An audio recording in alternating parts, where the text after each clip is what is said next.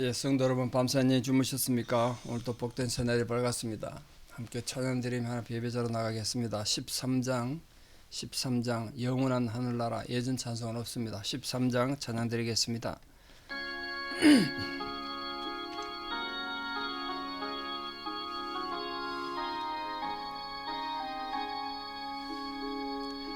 영원한 하늘나라 보좌 위에 하나님 낮고 천한 인생까지 두루 살펴주시고 동행하는 심령을 소생시켜 주시니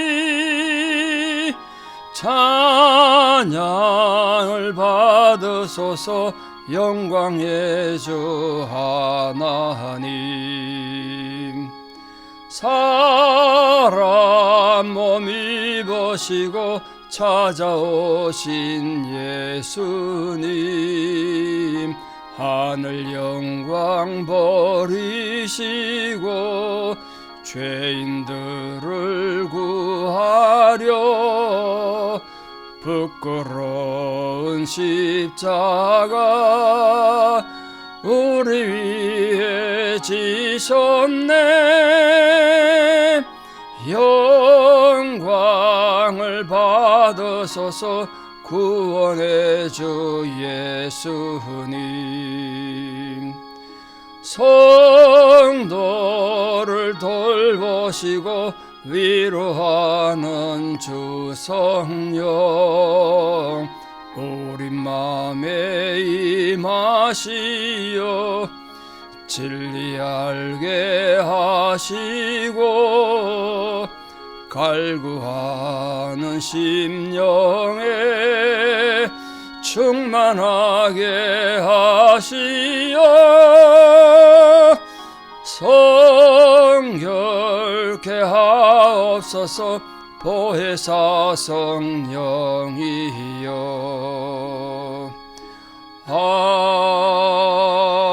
아멘. 우리 사도신경으로 신앙 고백 드리겠습니다. 나는 전능하신 아버지 하나님 천지의 창조주를 믿습니다. 나는 그의 유일하신 아들 우리 주 예수 그리스도를 믿습니다. 그는 성령으로 잉태되어 동정녀 마리아에게서 나시고 본디오 빌라도에게 고난을 받아 십자가에 못 박혀 죽으시고 장사된 지 사흘 만에 죽은 자 가운데서 다시 살아나셨으며 하늘에 오르시어 전능하신 아버지 하나님 우편에 앉아 계시다가 거기로부터 살아있는 자와 죽은 자를 심판하러 오십니다. 나는 성령을 믿으며 거룩한 공교회와 성도의 교제와 죄를 용서받는 것과 몸의 부활과 영생을 믿습니다. 아멘. 2025년 5월 13일 화요일 새벽 하나님 주신 말씀 빌립보서 1장 9절에서 14절입니다. 빌립보서 1장 9절에서 14절 빌립보서 1장 9절 봉독에 올립니다. 내가 기도하노라 너희 사랑을 지식과 모든 총명으로 점점 더 풍성하게 하사 너희로 지극히 선한 것을 분별하며 또 진실하여 허물 없이 그리스도의 날까지 이루고 예수 그리스도로 말미암아 의의 열매가 가득하여 하나님의 영광과 찬송이 되기를 원하노라. 형제들아 내가 당한 일이 도리어 복음 전파에 진전이 된 줄을 너희가 알기를 원하노라.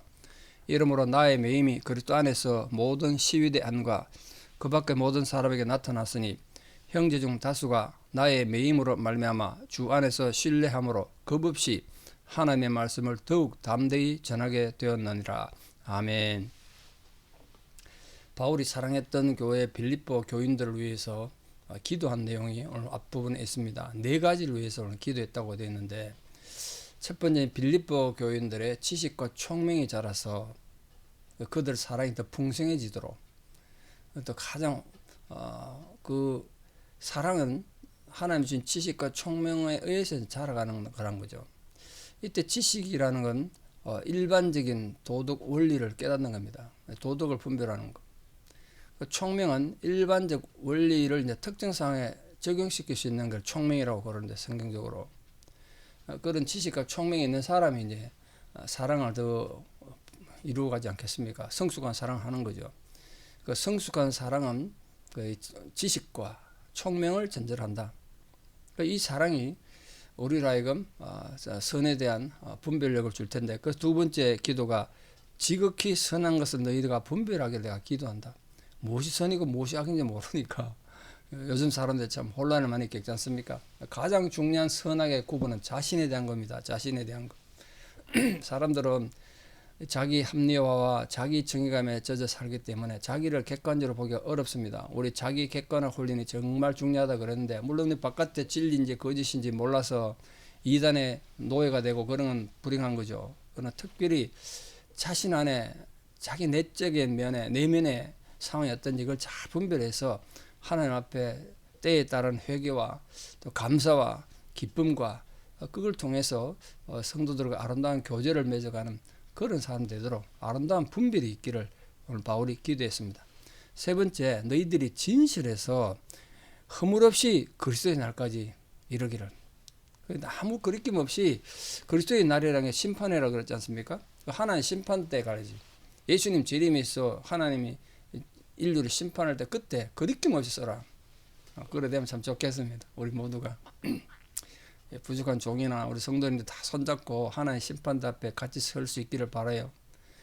여기 진실에 해당하는 말에 순수하고 성실한 걸 말합니다. 사람이 순수하고 또 성실해야 돼. 게으르지 말고, 나태하여 게으르지 말고 열심을 품고 주를 섬기라. 그게 성실이, 그 진실입니다. 진실. 마지막 네 번째로 예수 그리스도로 말미암아 의의 열매가 가득하기를 바란다. 그래서 결국은 그를 통해서 너희가 하나님께 영광과 찬송이 되기를 바란다. 그랬습니다. 자, 우리가 하나님 앞에 의로운 열매를 맺는다. 착하게 살고 인격과 신앙의 열매를 맺는 건 우리가 노력해야 되겠죠. 또 그런 소명이 있습니다. 그런데 그것이 하나님께 영광이 된다. 그건 이해할 수 있죠. 우리의 착하게 사는 게 하나님의 영광이 돼. 근데 그게 하나님께 찬송이 된다. 하나님 찬송을 부른다는 거 아닙니까? 우리가 하나님을 찬송하는 건 말이 되는데 하나님이 찬송을 부른다는 게 말이 됩니까? 근데 성경에 몇 번 그 말이 나오는데 하나님이 찬송한단 말이 나온단 말이에요. 그게 이제 저한테 걸림이었어요. 찬송이란 개념 자체가 그렇잖아요. 우리가 하나님을 높이고 하나님 이름을 찬양하는 게 맞지. 하나님 뭘 높이게 찬송하냐는 거야. 근데 그때 하나님 찬송은 누구 경배할 대상에서 찬송하는 것이 아니라 우리 아빠들이, 엄마 아빠들이 어린 자녀 보고 즐거워서 콧노래가 나오는 것처럼 내가 너로 인하여 기쁨을 이기지 못한다. 그 하나님의 기쁨의 흥얼거림, 하나님의 그 노래를 말하는 거예요. 찬송. 다른 어떤 신적 존재를 경배하기 위한 찬송이 아니라 하나님의 자녀된 우리들 때문에 하나님의 기쁨을 그래 표현했단 말이에요.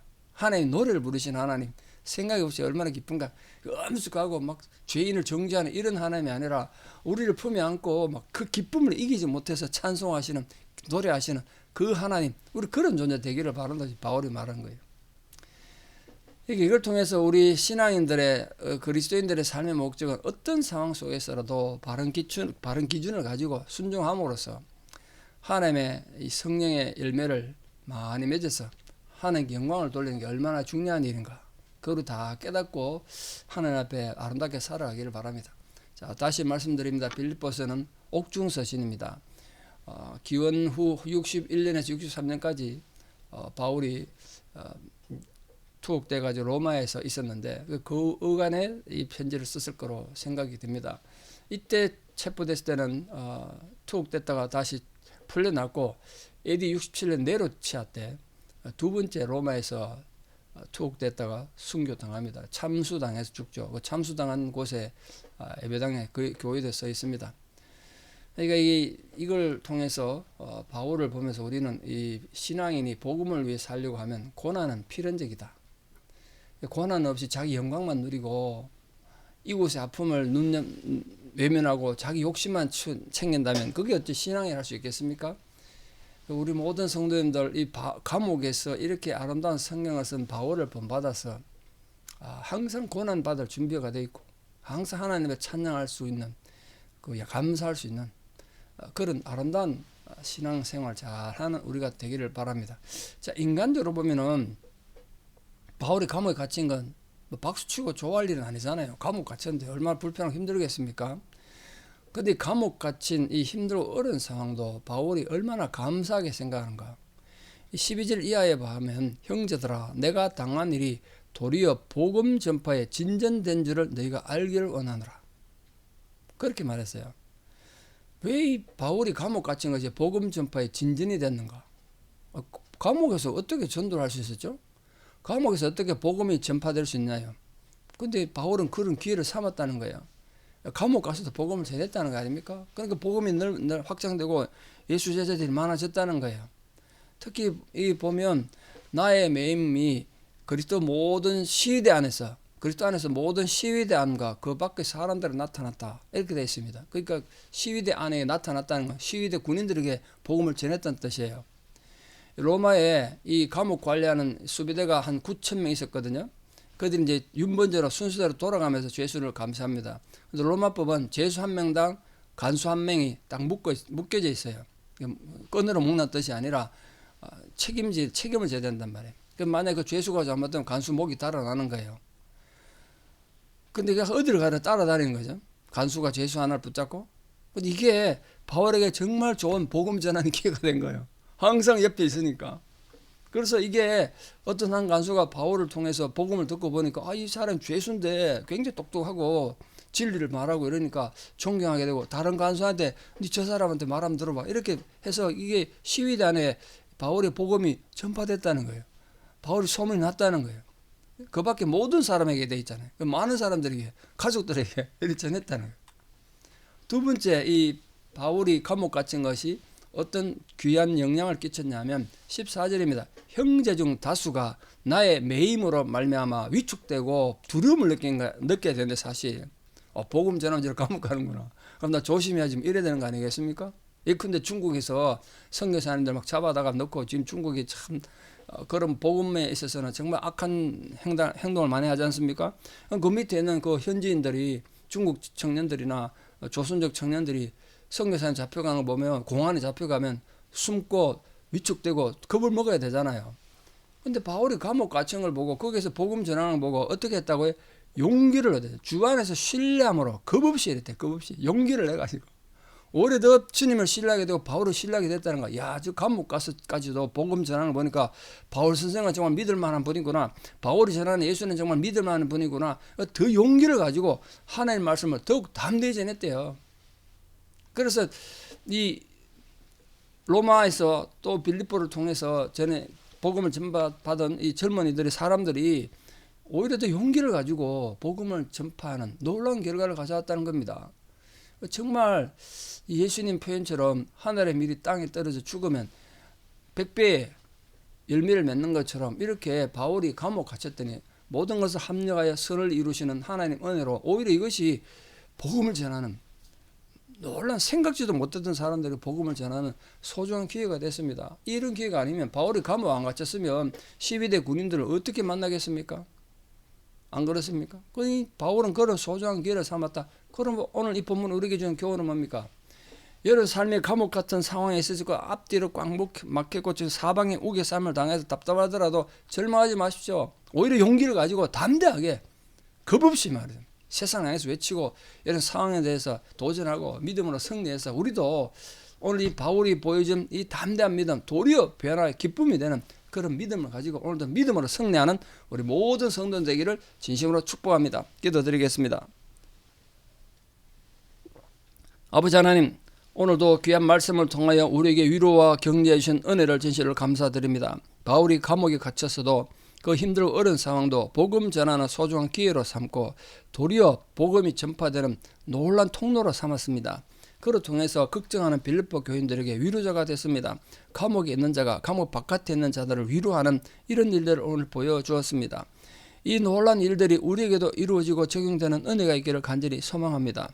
참으로 하나님 은총과 사랑으로 우리들이 처해 있는 모든 상황 가운데서 참으로 하나님 앞에 이 바울이 오늘 기도한 것들처럼 하나님 앞에 우리가 올바른 삶을 살고 아름다운 믿음의 열매를 맺고 그리고 참으로 하나님께 영광과 찬송을 돌리는 거룩한 성도로 살아가게 하여 주시옵소서. 우리 삶을 보고 우리 이웃이 하나님을 만나게 되고 하나님을 찬양하게 되는 그 놀라운 감동이 우리에게 있을 수 있도록 우리도 겁없이 담대하게 복음을 전하는 자로 살게 하여 주시옵소서.